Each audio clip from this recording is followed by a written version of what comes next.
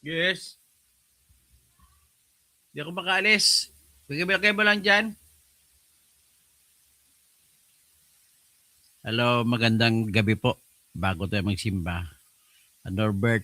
Norberto Nicolas Jr., Dr. Toto, parang wala ng kaluluwa. Mga tao ito, grabe na.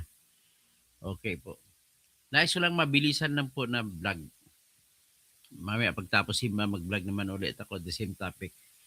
Ang ating po pag-usapan, sa aking analysis na po, lumalabas po, ay ganito po kaisipan. Ang mga gasolina po, krudo, lahat ng klaseng produkto sa petrolyo na dinadala sa Pilipinas ay dumadaan po sa tinatawag na wholesale petroleum price. At ito po yung WPP price na yun. Ay dito po yun, presyo yan sa Singapore. Kasi nagkataon naman na sa Singapore po yung ang refinery na nagdi-distribute ng mga gasolina, krudo, papunta sa kasama ng nagdi-distribute gasolina, krudo, jet fuel, dinidistribute din ng kerosene, dinidistribute din yung asfalto.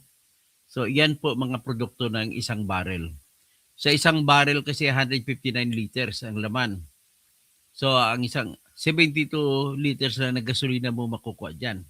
So yun ay doon yan sa yung proseso sa Singapore. Pagkatapos, bibenta yan ng mga negosyante, bibili ng mga negosyante sa iba't ibang bansa mula sa Singapore. Tapos, kagaya rin, may negosyante rin tayo. Ang problema dito ay mga negosyante rito ay kasabwat po ng mga nasa gobyerno. So mga kasabwat nila ay mga taga-Department of Energy. Yun po kasi may direktang alam. At yun ang mga taga-Department of Energy, kung sino mga official dyan, sila makipag-connect sa presidente, sa mga tauhan ng presidente. Ang sistema ay kahit sa panahon ni Noynoy Aquino mayroong ganitong sistema. Lalo na ngayon sa panahon ni Bongbong Marcos, napakalaki po ng kinikita. On the average po, ang napupunta po sa sindikato ay 300 million pesos kada araw sa kikitain na sa gasolina. So ngayon, may papakita ko ito na ang depende pala sa negosyante. Ang negosyanteng Pilipino, kasama yung mga nasa gobyerno, kumikita sila ng 300 million a day. Ganun lang ho kasimple. Tapos, kumukuha sila ng supply galing sa Singapore, dadalhin sa Pilipinas. Pagdating sa Pilipinas, ang negosyante natin, ibebenta nila yan. Pero ang totoong presyo, bawasan mo yan ang totoo ng 30%. Halimbawa, sa ngayon, ipapakita ko sa inyo ngayon ang presyo ng gasolina sa Pilipinas. At ikumpara natin sa Thailand. So, ang sa Pilipinas, ito po yung average. Ipapakita ko sa inyo yung kuha ngayon ng litrato ngayong araw. So, makita mo sa ngayon, kuha yan kanina.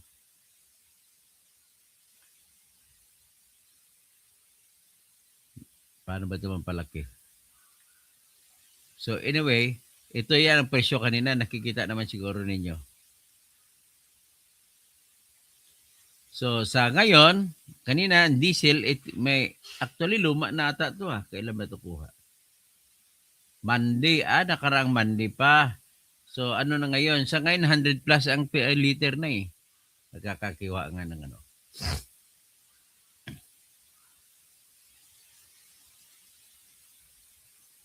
So, ano bang petsa ito? Ito na po yung bagong presyo. Ipakita ko sa inyo. Kada araw problema nito, sinasamantala naman kasi ng mga durubista, mga naman durubo ang presyo. So ito po 'yon sa present sa Philippines Ang source nito ay Shell, Petron, Total, tsaka COL. So iyan po ang price Kung sa diesel, pinakamahal. Kung sa Shell, ang diesel ay 111 pesos and 34 pesos.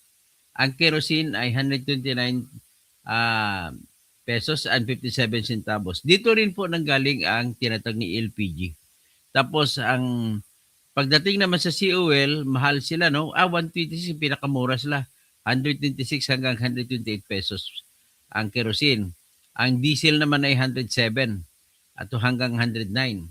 So, ang diesel plus yon. Ang diesel na ordinary, 108 kung sa Shell. Sa Petron ay 100 pesos. Sa Total ay 101.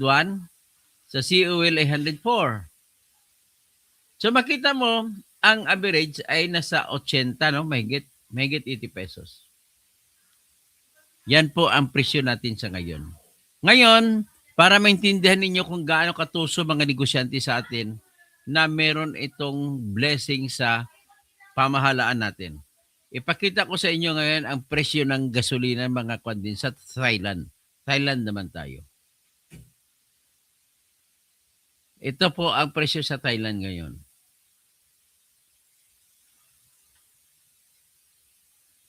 Yan. Makita nyo yan sa Thailand? Yan po sa Thailand. Nasa VAT yan.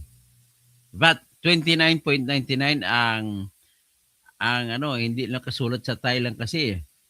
Pero mayroong 97.46. I-multiply ngayon natin kung magkano.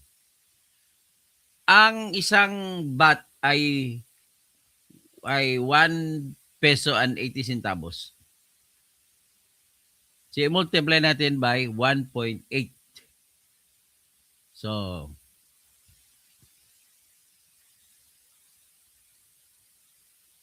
1.8. Ang isang gasolina 29.99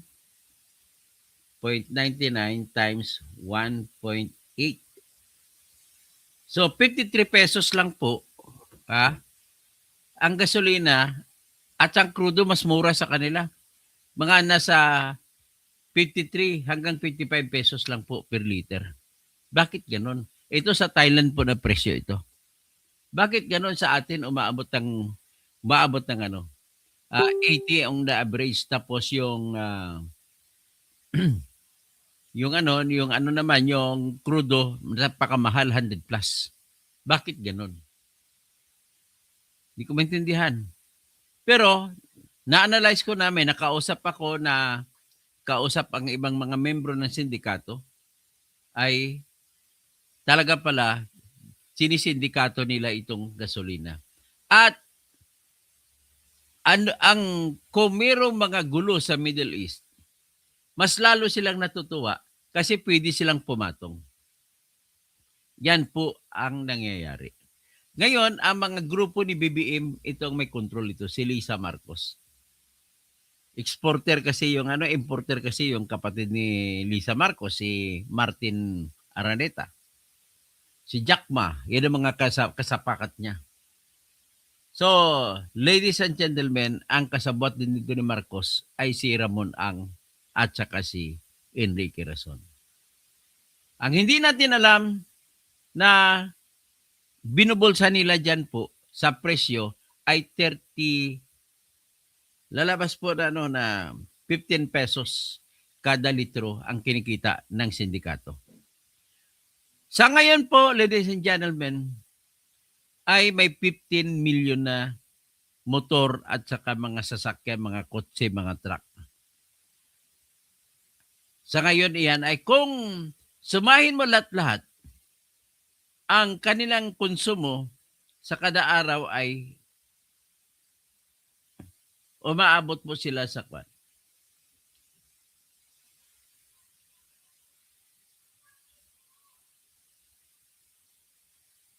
Maabot sila sa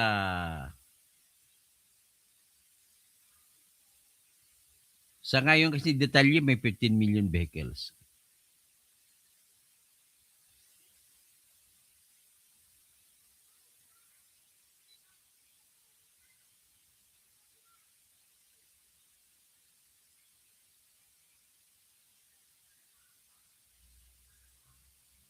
So anyway, ang ating makukuha ngayon, bali There are 15 million vehicles. Ang average po na konsumo ng kada vehicle kasama ng motor ay 2 liters a day. So, 15 million times 2 liters, ibig sabihin po ay mayroong 30 million liters kada araw na kinukonsumo sa buong Pilipinas. Tapos, kung 30 million liters a day, i-multiply mo lang sa 80 pesos. Yun ang pagbebenta nila. So, ang kita nila dyan po ay 20 pesos per day, per liter ang kinikita ng sindikato. Sa 20 liters per day. Tapos, sa 20 liters, kasama na dyan yung ipapatong nila mga excise tax dyan, mga buwis na papupunta sa Pilipinas. So, ngayon, sabi mo ng average nila 15 pesos kinikita bawat litro. So, 15 pesos times 30 million liters.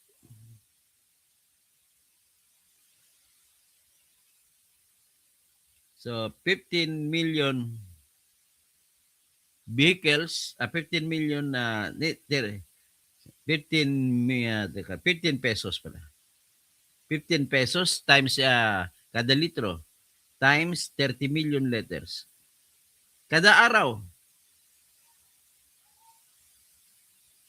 So, ang kinikita sa lahat-lahat ay dapat 450 million, abot hanggang 600 million. Kalahati yan po napupunta sa sindikato. Yan po ang sitwasyon ng Pilipinas sa ngayon. Sa kanila, baliwala yung merong crisis, meron sa Iran. Walang problema sa kanila, lalo silang kumikita. So ngayon, ginagamit po nila ito, ang impeachment, ginagamit po nila na dahilan para panabon sa kikitain nila sa sindikato sa gas. At ladies and gentlemen, let me tell you the truth. Mas malaki ang kinikita sa sindikato sa gasolina, sa gas, kumpara po sa flood control projects. Yung kumbaga, ang flood control projects, ang kitaan dyan, ang kumikita lamang po niyan ay yung mga bobo na politiko pagdating sa kwentahan. Ang mga matalinong mga sa sindikato, dyan kumikita sa gasolina, sa crudo. O kita niyo naman ang layo ng ang layo ng diferensya sa Thailand, 29.99 baht. 29.99 baht times 1 peso at times 8 pesos mo na lang. So magiging 50, mga 60. Kung 8 pesos mo, maging 58 lang ang gasolina. Kaya kung 31, pero ang eksaktong presyo, 1 peso and 80 centavos equal to 1 baht. So 1.8 times, yan, may 29.99. 54 pesos lang po kung sa peso ang totoong presyo ng gasolina. Pero sa atin ngayon, binibenta na sa 80 mahigit na. Mga next week, abot ay 100. So, yan po ang sitwasyon ng ating mga sindikatong pamumuno ni BBM. Yung sindikato na yan, kahit sinong presidente, pumapasok sila. Sa ngayon, ang hari ng sindikato ay si BBM kasi si BBM ay presidente. So, okay, hanggang dyan na muna ang ating pagpaliwanag sa inyo para maintindihan. Mamaya ipaliwanag ko ng buong buo kung paano kumikita mga sindikato. Ay, mga maraming galit sa akin.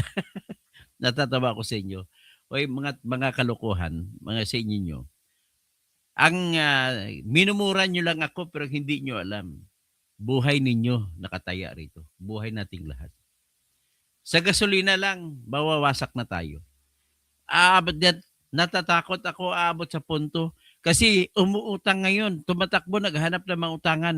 Imaginin mo yung isang pamilya na may na ospital at sa binggit na kamatayan ang isa sa membro na umuutang, naghagilap kung saan makautang. Iyan ang sitwasyon ng Pilipinas sa ngayon. Naghagilap si BBM kung saan makautang para masagot lamang kasi nangako siya ng mga magbibigay ng ayuda sa mga Grab drivers, sa mga angkas, lahat-lahat, mga in-drive, mga kung ano ng mga sasakyan, pati taxi, pati Ang problema, namimigay silang ayuda ron at tapos nangako pa sila na babaan pa ang presyo ng gasolina.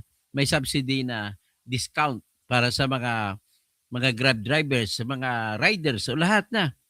Ang problema, kaming mga hindi Grab drivers, may mga sakyan, hindi ba kami apektado? Hindi kami makagalaw kasi mahal naman ang gasolina. Ano ngayon ito? So ngayon, ginagamit nila yung ayuda-ayuda na pangtabon, pang smoke screen para hindi malalaman ng tao yung kinikita ng sindikato. Mamaya sa susunod, ikikwento ko sa inyo yung mga sindikato rin ng mga paihi. Darating dito ang barko-barko na mga petroleum galing sa Singapore, hinaharang na po yan sa gitna ng dagat. At sa gitna ng dagat, yung mga sindikato, kumbaga kalahati ng laman ng tanker na i-deliver sa Pilipinas ay sa dagat pa lang po ay binabawasan na. Bakit? Para po makaiwas sa pagbayad sa buwis. Yan ang mga sindikato. Ang nagsisindikato ay mismo sila nagbebenta sa Pilipinas. Anong ginagawa na? Halimbawa, Shell. Petron na lang, Petron. Bibit-bit ng 1 million barrels sa magpapadala sa barko papunta sa Pilipinas. Sasalubungin sa gitna ng dagat yan ng isa pang tanker. Tapos ipapaihi dun sa isang tanker. Pagdating ng tanker na yun, hindi nadadaan yan sa tinatawag na Customs Bureau. So wala nang, ang babayaran na lang ng buwis yung kalahati ng tanker. Ang kabilang kalahati, naiwan na dadalhin doon sa kanilang imbakan na kung saan hindi alam ng gobyerno. At pagkatapos, ibibenta ng sabay sa mga gasolina na may crude at gasolina na binayaran lang buwis na legal, i-combine mo pati yung mga smuggle nila at kikita sila na malaki kapag ibinibenta na nila. So, ladies and gentlemen, sa mamaya po, pag vlog ko mamaya, analysahin natin. Ang nagdadagdag po ng presyo dyan, yung buwis ng galing sa buong bansa. May buwis din po kada bayan, kada city, kada probinsya. Naniningil din. So, nagpadagdag presyo yung gasolina, sa gasolina natin, ang mga probinsya, mga munisipyo, mga city. Ibig sabihin po, kapag malaki ang presyo, nasa mayor yan. Nasa mga konsyal dyan kung bakit nila tinaasan ng presyo. So, iyan ang isa nakadagdag presyo. Ano pang iba? Marami pang ibang nakadagdag. Yan ay didiscuss po natin mamaya. Magsisimba lang ako. Okay, bahala kayo kung galit kayo sa akin. Wala akong pakialam po. Tapos, alam ko yung mga dating, ako kasi dating bunyog ako eh. Marami to nagagalit sa akin, mga taga-bunyog. So, sino dapat? Kasi unang-una, paliwanag ko na sa mga taga-bunyog, huwag kayo maniwala sa kwento ng mga leader ng bunyog. Kasi mga leader ng bunyog ay mga bulag din ng mga yan.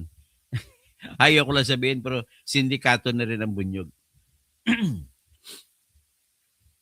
Tapos, ang gusto mangyari, alam mo bakit, hindi nyo ba alam bakit si Enzo ay ini-interview na lagi si Trillanes, tapos hindi nyo alam, tapos nalaman na lang natin huli na si Trillanes pala ay namimigay ng pera kasi maraming mga maleta at mga envelope na natatanggap mula sa mga Marines.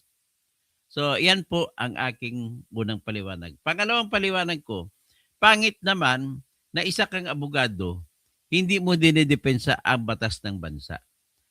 Inaristo si Digong Duterte na walang utos ng warrant of arrest sa sarili nating korte. So dapat yan ay illegal arrest na yan. At bakit masuportahan ng bunyog? Ibig sabihin po yung bunyog hindi kumikilala ng batas. Hindi sila kumikilala ng batas sa mayroong tinatawag kasi na karapatan ng mga akusado. Ang karapatan ng mga akusado ang tawag dyan rights of the accused. Kahit murderer, kahit rapist, ay kailangan kunan mo ng warrant of arrest bago mo hulihin. Maliban na lamang kung huli mo sa akto. So, yan po ang totoo dyan. Ang hindi paggalang sa batas, tapos nakasentro ang bunyog, datang membro na hubog ang kanilang utak, nakasentro ang kanilang galit ng damdamin sa tao, kay Duterte. Pero hindi sila nagagalit kay BBM. Bakit? Bakit? Oh, sasagutin ninyo kung bakit. Kasi binibigyan po ng pera ni BBM si Enzo. Yan ang katotohanan po. So, ngayon, ang dapat kung talagang para sa batas tayo, kilalanin natin ang batas. May batas po para sa mga akusado. Ang mga akusado po na kahit sinong hold-upper ay hindi mo pwede po silang hulihin na walang warrant of arrest. Okay? So ngayon, napilitan akong paliwanag dito imbes ng topic ko lang Will kasi nakikita ko may ano may bumabanat sa akin.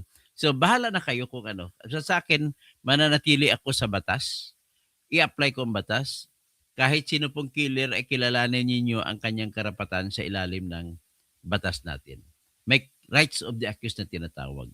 Ganun lang po ang aking masabi ngayon. Pagkatapos, bawal na nga yung ginagawa nyo sa impeachment ninyo, bawal ang mga proseso ginagawa nyo, susuportahan mo pang impeachment. Na kahit may rason pa para impeach si Sara, ay hindi ko suportahan niya kasi mali-mali ang mga batas ginagamit. Inaabuso ang batas. Gusto lang matanggal ang si Sara sa 2028 election. Yun lang naman ang target eh. Kasi galit na galit kay Sara. Ngayon, dahil sa galit kay Sara, kinakampihan pa nila si BBM na mali-malita, trilyon ang ninakaw. Yan ang pinaka-problema. At alam naman natin kung bakit 215 na congressmen ang pumirma sa impeachment ni Sara noong karaan ay sapagkat binibigyan ng pera sa pamamagitan ng flood control. Nakita naman natin ang kinikita na sa flood control. So 215 congressmen yon. So sa ngayon, gumagamit naman sila po, pinapalabas naman nila yung 2 million kada congressman na Easter bonus. Ang bibigyan lang po iyan ng Easter bonus ay yung mga bubuto lang, mga kakampi lang nila. Yung mga congressmen na hindi kaalyado ay hindi nila binibigyan. Ganun po yun ang mangyayari. Kaya sinasabi ko lang sa inyo ang katotohanan. Maniwala man kayo sa hindi, bahala kayo kung maniwala kayo. Bahala kayo kung hindi maniwala. I'm only telling the truth. Okay? Ganun lang po. Mamaya, babalik po ako at ipalawanag natin lahat yan. Okay? Hindi po kilalanin sa lokal na batas Roberto Reyes kung si Padre Robert Reyes ka naman, hindi kinikilala sa bansa natin ang warrant of arrest ng ICC. Kasi hindi na tayo kasapi ng ICC. Ganun lang po, numero 1. Kaya bakit kayo nagtataka? Bakit ang mga warrant of arrest galing sa USA? Bakit dumadaan pa sa korte? Ganon din yan kahit galing sa ICC. Dadaan din yan sa korte. Ganon lang po kasimple yan. Ibig sabihin po, supreme, mas mataas ang ating konstitusyon. At kung sa konstitusyon natin ay nag-uutos lahat kung sino man ang arestuhin, dapat may warrant of arrest. At ang judge lamang natin ang pwede magbigay ng warrant of arrest. Okay? So, ganun talaga yan. Hindi ako natatakot sa mga sinasabi ko. Kaya ako matapang magsabi ng ganun. Ay personal kong alam ito. Ganun lang po kasimple. So ngayon, hanggang dyan lang muna tayo. Babalik tayo, magsisimba muna tayo. Paki-like na lang para kung gustong bumanat sa akin, alam nyo na kung na magla-live na ako para maghanda na kayo ng pang-kritisismo nyo sa akin. So, ang akin lang, sana makiusap lang ako sa inyo, kung mayroon kayong issue laban sa akin, kung pwede lang, kung kaya ninyo, lagyan nyo naman ng explanation kung bakit, lagyan nyo ng argumento kung na tama, hindi yung tawagin nyo kung kalbo. Iyan ang mga pagtawag, palatandaan po na wala kayong laman ng utak nyo po.